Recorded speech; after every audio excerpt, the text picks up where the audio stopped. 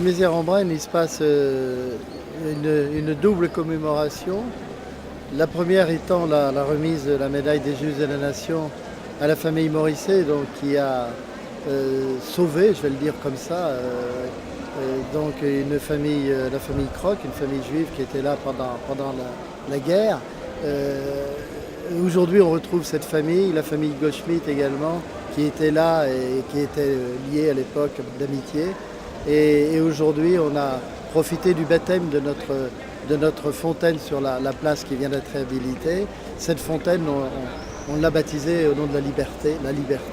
Et la plus belle illustration pour nous, au conseil municipal, était de dire, bon, la liberté, on va recommémorer la médaille des Justes à la famille Morisset. Donc, mais c'est surtout un hommage à l'ensemble de la population. C'est ce qui a d'ailleurs été très bien dit par les représentants des familles Kroc et Goldschmidt, c'est-à-dire l'ensemble de la population. Et cette fontaine, forme d'une goutte d'eau, signe de vie, est pour nous quelque chose de très important sur la signification de la liberté.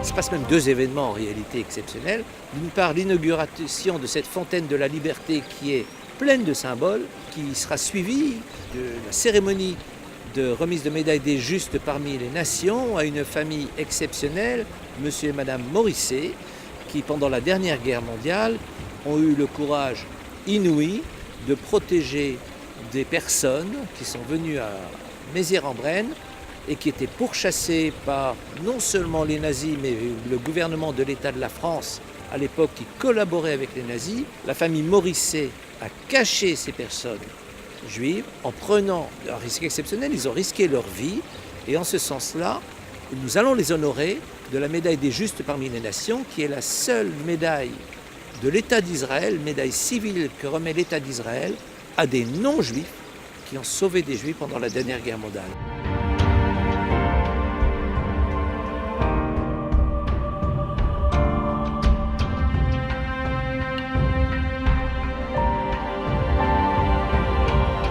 Cette médaille, elle représente surtout la mémoire, c'est-à-dire que nous n'oublions pas. Nous n'avons pas le droit d'oublier parce que si nous sommes en vie aujourd'hui, c'est grâce à ces êtres exceptionnels. Et nous nous devons, nous les Juifs, mais pas uniquement les Juifs, les communes comme la commune de Mézières, la population, les écoles comme l'école d'aujourd'hui de Mézières, nous nous devons de nous rappeler ce qui s'est passé dans cette période historiquement la plus grave du siècle en France. C'est ce nazisme, cette pourchasse des hommes et des femmes et cette politique d'extermination des nazis.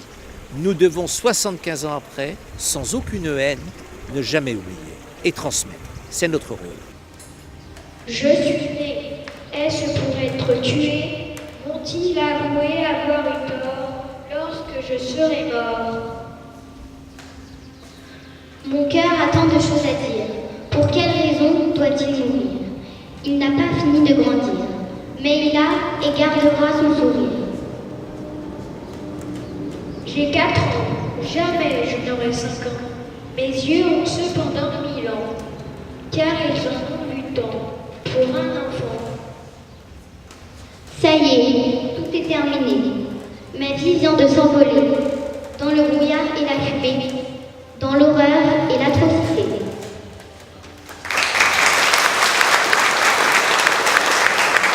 On a le monde entier avec nous parce que les deux familles qui sont là aujourd'hui rayonnent sur pratiquement tous les continents. Et donc aujourd'hui, on a Américains, Israéliens, Anglais et Français.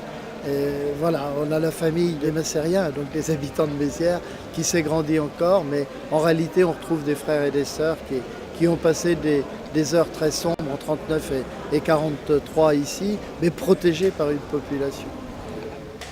Vous recevez aujourd'hui, au nom de vos parents Henri et Thérèse, à titre posthume, la médaille des Justes de la Nation. Merci à vous de votre présence et merci à vos parents qui ont pu se suivre. Par leur courage et leur volonté, sauver des vies à une époque meurtrie où la survie des Juifs ne tenait qu'à un fil. Hommage à ceux et hommage aux habitants de Mézières qui savaient et qui se sont tus pour épargner des rafles et ainsi sauver des vies. Les membres des familles Kroc et Goldschmidt ont dit, avec les mots justes, ce que leurs parents vécurent de cette fuite pour la liberté. Avec cette page d'histoire que nous écrivons ensemble aujourd'hui, nous accomplissons ce que l'on appelle le devoir de mémoire.